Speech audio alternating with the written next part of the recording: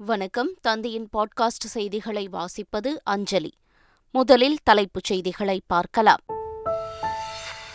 கள்ளசாராயத்தை யார் விற்பனை செய்தாலும் தயவு தாட்சியமின்றி கடும் நடவடிக்கை எடுக்கப்படும் என முதல்வர் ஸ்டாலின் எச்சரிக்கை. கள்ளச்சாராய விற்பனையை தடுக்க தவறியதாக காவல்துறை அதிகாரிகள் மீது நடவடிக்கை. தமிழகம் முழுவதும் 2 நாட்களாக நடைபெற்ற சாராய வேட்டையில் 1558 பேர் கைது செய்யப்பட்டுள்ளனர்.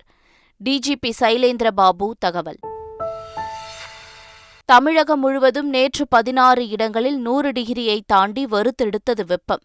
அடுத்த 2 நாட்களில் தமிழகம் முழுவதும் வெப்பநிலை மேலும் அதிகரிக்கும் என வானிலை ஆய்வு மையம் தகவல். சென்னை தீநகரில் 28 கோடி ரூபாய் மதிப்பிலான ஆகாய நடைபாதை இன்று திறப்பு. முதல்வர் ஸ்டாலின் திறந்து வைக்கிறார். கர்நாடக முதலமைச்சராக சித்தராமையா 2 ஆண்டுகளும், டி.கே. சிவக்குமார் 3 ஆண்டுகளும் பதவி வகிக்கலாம் என தகவல். முதலில் சித்தராமையாவுக்கு காங்கிரஸ் மேலிடம் வாய்ப்பு வழங்கும் என்று எதிர்பார்ப்பு. இனி விரிவான செய்திகள்.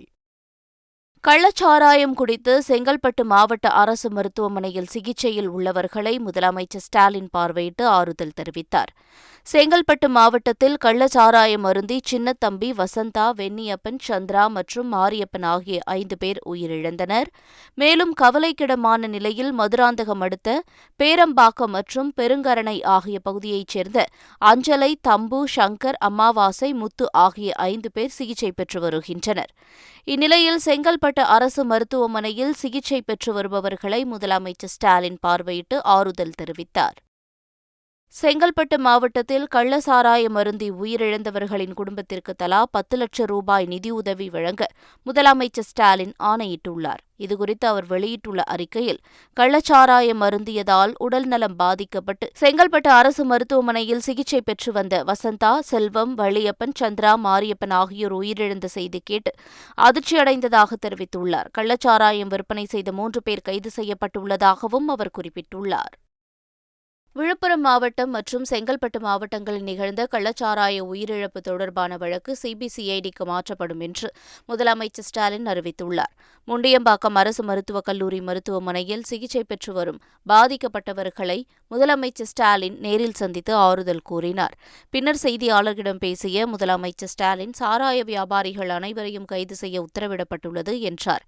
கள்ளசாராய உயிரிழப்பு தொடர்பான வழக்கு சிபிசிஐடிக்கு மாற்றப்படும் என்று முதலமைச்சர் ஸ்டாலின் அறிவித்தார். கள்ளச்சாராய விற்பனையை கண்காணிக்க தவறியவர்கள் மீதும் இந்த அரசு தயவு தாட்சியமின்றி நடவடிக்கை எடுக்கும் என்பதை நான் தெரிவித்துக் கொள்கிறேன். விழுப்புரம் மற்றும் செங்கல்பட்டு மாவட்டங்களில் நடந்த கள்ளசாராய விற்பனையை தடுக்க தவறியதாக காவல்துறை உயரதிகாரிகள் மீது நடவடிக்கை எடுக்கப்பட்டுள்ளது.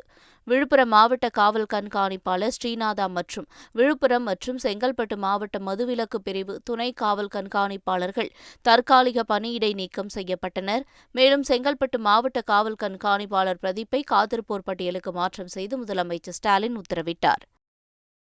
தமிழகம் முழுவதும் கடந்த 2 நாட்களாக நடைபெற்ற சாராய வேட்டையில் 1558 குற்றவாளிகள் கைது செய்யப்பட்டுள்ளதாக டிஜிபி சைலேந்திர பாபு தெரிவித்துள்ளார்.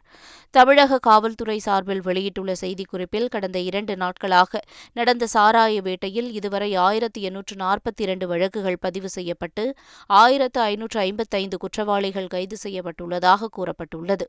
கள்ளச்சாராய வழக்குகளில் ஈடுபட்ட 79 குற்றவாளிகள் மீது குண்டர் தடுப்பு சட்டத்தின் கீழ் நடவடிக்கை எடுக்கப்பட்டுள்ளது. கள்ளச்சாராயத்திற்கு உடந்தையாக இருக்கும் அதிகாரிகளை களையெடுக்க வேண்டும் என்று வலியுறுத்தியுள்ள விசிக தலைவர் திருமாவளவன், கள்ளச்சாராய ஒழிப்பு, மதுவிலக்கு சமகாலத்தில் நிகழ வேண்டும் என்று கேட்டுக் கொண்டுள்ளார். திமுக தேர்தல் அறிக்கையில் மதுவிலக்கை அறிவித்துள்ளதாக தெரிவித்துள்ளார். கள்ளச்சாராய விற்பனைக்கு உடந்தையாக செயல்பட்ட அதிகாரிகளை களையெடுக்க வேண்டும் என்றும் அவர் குறிப்பிட்டுள்ளார். தமிழகத்தில் கள்ளசாராய மரணங்களுக்கு காரணமானவர்கள் மீது தமிழக அரசு கடும் நடவடிக்கை எடுக்க வேண்டும் என்று தமிழக பாஜக தலைவர் அண்ணாமலை வலியுறுத்தியுள்ளார். இதுகுறித்து அவர் வெளியிட்டுள்ள அறிக்கையில், கள்ளச்சாராய விற்பனையை கட்டுப்படுத்த இயலாமல் அரசு செயலிழந்து நிற்கிறது என்று குறிப்பிட்டுள்ளார். தமிழகம் முழுவதும் 200க்கும் மேற்பட்ட கள்ளச்சாராய வியாபாரிகள் கைது செய்யப்பட்டுள்ளதாக செய்திகள் வெளிவரும் நிலையில், இத்தனை நாட்கள் இவர்கள் அரசுக்கு தெரிந்தே கள்ளச்சாராய விற்பனை செய்து கொண்டிருந்தார்கள் என்று அரசே ஒப்புதல் வாக்குமூலம் தருகிறது என்றும் அவர் கூறியுள்ளார். தமிழ்நாட்டில் அதிகபட்சமாக வேலூரில் 106.7 டிகிரி ஃபாரன்ஹீட் வெப்பம் பதிவானதாக வானிலை ஆய்வு மையம் தெரிவித்துள்ளது. இந்திய வானிலை ஆய்வு மையம் திங்கட்கிழமை பகல் 12:30 மணிக்கு வெளியிட்ட தகவலின்படி, சென்னை, கரூர், பரமத்தி பகுதிகளில் இயல்பான வெப்பநிலை இருந்து 2 முதல் 3 டிகிரி செல்சியஸ் வெப்பம் அதிகரித்து 104 டிகிரி ஃபாரன்ஹீட் வெப்பம் பதிவாகியுள்ளது. அடுத்த 48 மணி நேரத்தில் இயல்பிலிருந்து 3 டிகிரி செல்சியஸ் வெப்பம் கூடுதலாக பதிவாகும் என்றும் கூறப்படுகிறது. கள்ளக்குறிச்சி பள்ளி மாணவி மர்மமான முறையில் இறந்த வழக்கில் 1154 பக்கங்கள் கொண்ட குற்றப்பத்திரிகையை விழுப்புரம் தலைமை குற்றவியல் நீதிமன்றத்தில் சிபிசிஐடி போலீசார் தாக்கல் செய்தனர். அவற்றுடன் மாணவி பயன்படுத்தி வந்த செல்போன் உரையாடல் பதிவுகள், ஆய்வக அறிக்கைகள், பள்ளி வளாகத்தில் இருந்த சிசிடிவி கேமரா பதிவுகள் உள்ளிட்ட 100 ஆவணங்களையும் போலீசார் ஒப்படைத்தனர். சம்பந்தப்பட்ட பள்ளியின் விடுதியை முறையாக பராமரிக்காததே மாணவியின் உயிரிழப்புக்கு காரணமாக அமைந்துவிட்டதாக போலீசார் பதிவு செய்துள்ளதாக கூறப்படுகிறது. புதிய கல்விக் கொள்கையை அமல்படுத்தும் நோக்கில் மாநில கல்விக் கொள்கை குழு செயல்படுவதாக ஜவஹர் நேசன் கூறிய குற்றச்சாட்டுக்கு மாநில கல்விக் கொள்கை உருவாக்க குழுவினர் மறுப்பு தெரிவித்துள்ளனர். இது தொடர்பாக மாநில கல்விக் கொள்கை உருவாக்க குழு உறுப்பினர்கள் அருணா ஜெகதீசன், சீனிவாசன், ஜெயஸ்ரீ தாமோதரன் ஆகியோர் கூட்டறிக்கை வெளியிட்டுள்ளனர். அதில் கல்வி சார்ந்த திட்டங்களை மட்டுமே அரசு அதிகாரிகளுடன் விவாதித்ததாக தெரிவித்துள்ளனர். குழுவிலிருந்து விலகிய பேராசிரியர் ஜவஹர் நேசன் ஆதாரமில்லாத குற்றச்சாட்டுகளை தனது அறிக்கையில் வெளியிட்டிருந்ததாகவும் புகார் தெரிவித்துள்ளனர். கன்னியாகுமரியிலிருந்து ஸ்ரீபெரும்புதூருக்கு ராஜீவ்காந்தி நினைவு ஜோதி யாத்திரை தொடங்கப்பட்டது. யாத்திரையை காங்கிரஸ் எம்பி விஜய் வசந்த் தொடங்கி வைத்தார். வாகனத்தில் ஜோதியை ஏந்தி புறப்பட்டபோது காங்கிரஸ் தொண்டர்கள் ஏராளமானோர் நடந்து சென்றனர். அப்போது வாகன பயணத்திற்கு மட்டும் அனுமதி பெற்றுள்ள நிலையில் அனுமதியின்றி நடைபயணம் மேற்கொண்டதால் போலீசார் தடுத்து நிறுத்தினர். இதனால் சிறிது பரபரப்பு ஏற்பட்டது. பின்னர் வாகனம் புறப்பட்டு சென்றது. இந்த யாத்திரை வரும் 21ஆம் தேதி ஸ்ரீபெரும்புதூரில் நிறைவடைய உள்ளது. தனக்காக உழைத்த ஒருவருக்கு கூட உதவாதவர் முன்னாள் அமைச்சர் வைத்திலிங்கம் என்றும், யாருக்கும் எதுவும் கிடைக்கக்கூடாது என்பதில் அவர் கவனமாக இருந்ததாகவும் அதிமுக பொதுச் செயலாளர் எடப்பாடி பழனிசாமி குற்றம் சாட்டியுள்ளார். வைத்திலிங்கம் போன்றோரை தாம் பார்த்ததே கிடையாது என்றும், தன்னுடன் இருந்தவர்களுக்கு அது எதுவும் செல்லவில்லை என்றும் கூறினார். அம்மா முதலமைச்சர் இருக்கும்போது இந்த கட்சிக்காரனுக்கு இதை செஞ்சு கொடுங்க, இந்த ஊருக்கு இதை செய்வீங்க அப்படின்னு சொல்லுவாங்க. ஆனா இங்கே இருக்கின்ற திரு வைத்திலிங்கம் அவர்கள் எவருக்கும் செய்யக்கூடாது என்று எண்ணுகின்ற ஒரே நபர் திரு வைத்திலிங்கம் தான், வேற யாரும் கிடையாது. இப்படிப்பட்ட நபரை நான் பார்த்ததே கிடையாது என் வாழ்க்கையில. தன்னை உயர்த்தியவர்களை, தன்னை பதவியிலே அமர்த்தியவர்களை, தனக்காக உழைத்துக் கொண்டிருக்கின்ற ஒருவருக்கு கூட உதவி செய்யாத நபர் தான் இங்க இருக்கின்ற வைத்திலிங்கம் அவர்கள். ஓபிஎஸ் பற்றி பேசுவதற்கு தகுதியில்லாதவர் எடப்பாடி பழனிசாமி என்றும், அவரை முதலமைச்சராக்கியது டிடிவி தினகரனும் சசிகலாவும் தான் என்றும் முன்னாள் அமைச்சர் வைத்திலிங்கம் தெரிவித்துள்ளார். 4.5 ஆண்டுகள் இபிஎஸ் முதல்வராக இருக்க உறுதுணையாக இருந்தவர் ஓபிஎஸ் என்றும் அவர் கூறினார். ஓபிஎஸ் இல்லை என்றால் இபிஎஸ்ஸின் அரசியல் அஸ்தமனமாக இருக்கும் என்றும், நன்றி மறந்து இபிஎஸ் பேசுவதாகவும் வைத்திலிங்கம் குற்றம் சாட்டினார். எடப்பாடி பழனிசாமி விமர்சனம் செய்யறதுக்கு அவருக்கு எந்த விதமான தகுதியும் இல்லை. ஏன்னா அவரை முதலமைச்சராக்குனது டிடிவி தினகரன், சின்னம்மா. அவர் 4.5 வருஷம் முதலமைச்சராக இருப்பதற்கு உறுதுணையாக இருந்தது அண்ணன் ஓபிஎஸ். இவங்க இல்லைன்னா அவர் அரசியல் வாழ்க்கையை அசுவமாயிருக்கும். தொழிலதிபர் மார்டினுக்கு சொந்தமான 457 கோடி ரூபாய் மதிப்பிலான சொத்துக்களை அமலாக்கத்துறை முடக்கியுள்ளது. கேரளாவில் சிக்கிம் மாநில லாட்டரி சீட்டுகளை விற்பனை செய்தபோது விதிகளை மீறி கோடிக்கணக்கில் முறைகேடு செய்ததாக கொச்சின் சிபிஐ மார்டின் மீது வழக்கு பதிவு செய்தது. இதன் அடிப்படையில் அமலாக்கத்துறையும் வழக்கு பதிவு செய்து விசாரித்து வருகிறது. இந்நிலையில் இந்த வழக்கு தொடர்பாக கடந்த 11, 12ஆம் தேதிகளில் சென்னை, கோவையில் அமலாக்கத்துறை சோதனை நடத்தியது. இதில் வங்கி வைப்புத் தொகை, முதலீடு ஆகியவற்றிலிருந்து 157.7 கோடி ரூபாயை கைப்பற்றி முடக்கப்பட்டது. 299 கோடி மதிப்பிலான அசையா சொத்துக்களையும் சேர்த்து மொத்தம் 457 கோடி ரூபாய் மதிப்பிலான சொத்துக்களை அமலாக்கத்துறை முடக்கியுள்ளது. டெல்டா மாவட்டங்களில் விவசாயம் சார்ந்த தொழில்பேட்டைகள் வெகு விரைவில் வரும் என்று தஞ்சையில் தொழில்துறை அமைச்சர் டிஆர்பி ராஜா கூறினார். வேளாண் சார்ந்த தொழிற்சாலைகள் அமைக்க 1000 கோடி ரூபாய் ஒதுக்கீடு செய்யப்பட்டுள்ளதாகவும், டெல்டாவில் விரைவில் விவசாயம் சார்ந்த தொழிற்பேட்டைகள் அமைக்கப்படும் என்றும் தெரிவித்தார். யாரேனும் தாமாக முன்வந்து நிலம் கொடுத்தால் மகிழ்ச்சி என்றும் அமைச்சர் டிஆர்பி ராஜா கூறினார். 10ஆம் வகுப்பு மற்றும் 11ஆம் வகுப்பு தேர்வு முடிவுகள் வரும் 19ஆம் தேதி வெளியிடப்படும் என்று தேர்வுத்துறை அதிகாரப்பூர்வமாக அறிவித்துள்ளது.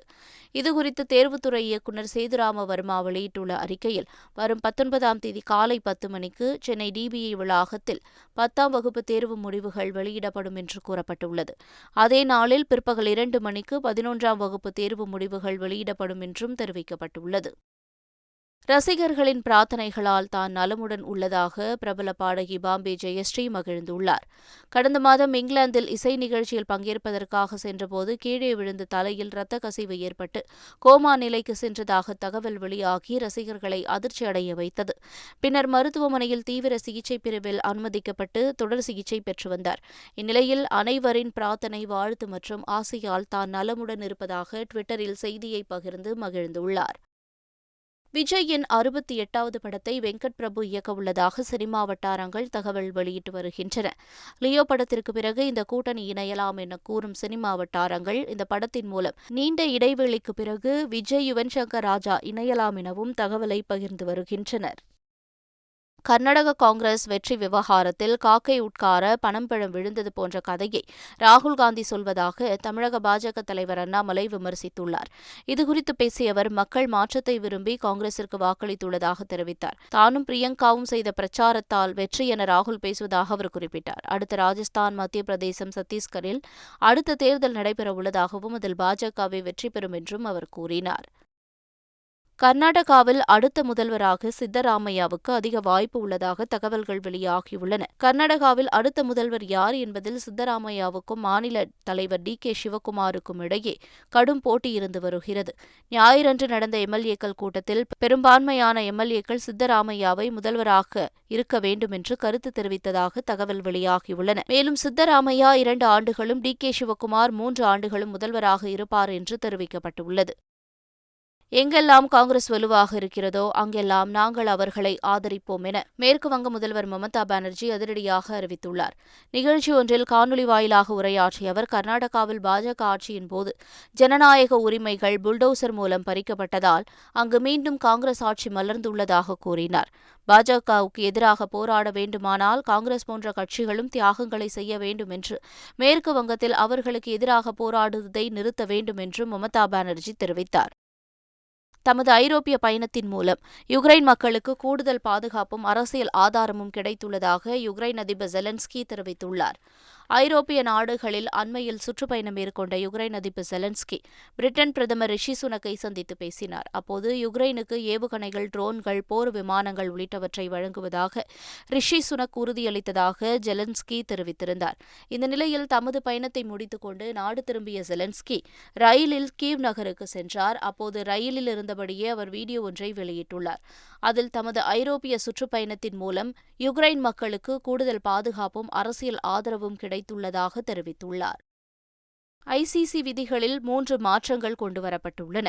இதன்படி நடுவர் அளிக்கும் சாஃப்ட் சிக்னல் இனி கருத்தில் கொள்ளப்படாது என்றும், சந்தேகப்படும்படியான கேட்ச், ரன் அவுட் உள்ளிட்டவற்றுக்கு சாஃப்ட் சிக்னல் அளிக்காமல் 3ஆம் நடுவருடன் கள நடுவர் ஆலோசிக்க வேண்டும் என்றும் தெரிவிக்கப்பட்டுள்ளது. பேட்டருக்கு அருகாமையில் நிற்கும் கீப்பர், ஃபீல்டர் இனி கட்டாயம் ஹெல்மெட் அணிய வேண்டும் என்றும் கூறப்பட்டுள்ளது. இனி ஃப்ரீ ஹிட் டெலிவரியில் பந்து ஸ்டம்பில் பட்டாலும் பேட்டர் ரன் ஓடலாம் என்றும் தெரிவிக்கப்பட்டுள்ளது. இந்த விதி மாற்றம் ஜூன் 1 முதல் அமலுக்கு வரும் எனவும், டெஸ்ட் சாம்பியன்ஷிப் இறுதிப் போட்டிக்கும் இது பொருந்தும் எனவும் ஐசிசி அறிவித்துள்ளது. நடப்பு ஐபிஎல் தொடரின் பிளே ஆஃப் சுற்றுக்கு முதல் அணியாக குஜராத் தகுதி பெற்றுள்ளது. அகமதாபாத்தில் நடைபெற்ற 62வது லீக் போட்டியில் ஹைதராபாத் மற்றும் குஜராத் அணிகள் மோதின. இதில் 20 ஓவர்கள் முடிவில் குஜராத் 188 ரன்கள் எடுத்தது. பின்னர் 189 ரன்கள் என்ற இலக்குடன் ஆடிய ஹைதராபாத் ஆரம்பம் முதலே விக்கெட்டுகளை இழந்து தடுமாறியது. 20 ஓவர்களில் 9 விக்கெட் இழப்பிற்கு ஹைதராபாத் 154 ரன்கள் மட்டுமே எடுத்தது. இதன் மூலம் 34 ரன்கள் வித்தியாசத்தில் வென்ற குஜராத் 18 புள்ளிகளுடன் முதல் அணியாக பிளே ஆஃப் சுற்றுக்கு முன்னேறியது. தோல்வியடைந்த ஹைதராபாத் தொடரிலிருந்து வெளியேறியது. மீண்டும் தலைப்புச் செய்திகள். கள்ளசாராயத்தை யார் விற்பனை செய்தாலும் தயவு தாட்சியமின்றி கடும் நடவடிக்கை எடுக்கப்படும் என முதல்வர் ஸ்டாலின் எச்சரிக்கை. கள்ளச்சாராய விற்பனையை தடுக்க தவறியதாக காவல்துறை அதிகாரிகள் மீது நடவடிக்கை. தமிழகம் முழுவதும் 2 நாட்களாக நடைபெற்ற சாராய வேட்டையில் 1558 பேர் கைது செய்யப்பட்டுள்ளனர். டிஜிபி சைலேந்திர பாபு தகவல். தமிழகம் முழுவதும் நேற்று 16 இடங்களில் 100 டிகிரியை தாண்டி வறுத்தெடுத்தது வெப்பம். அடுத்த 2 நாட்களில் தமிழகம் முழுவதும் வெப்பநிலை மேலும் அதிகரிக்கும் என வானிலை ஆய்வு மையம் தகவல். சென்னை தீநகரில் 28 கோடி ரூபாய் மதிப்பிலான ஆகாய நடைபாதை இன்று திறப்பு. முதல்வர் ஸ்டாலின் திறந்து வைக்கிறார். கர்நாடக முதலமைச்சராக சித்தராமையா 2 ஆண்டுகளும், டி.கே. சிவக்குமார் 3 ஆண்டுகளும் பதவி வகிக்கலாம் என தகவல். முதலில் சித்தராமையாவுக்கு காங்கிரஸ் மேலிடம் வாய்ப்பு வழங்கும் என்று எதிர்பார்ப்பு. இத்துடன் செய்திகள் நிறைவடைகின்றன. வணக்கம்.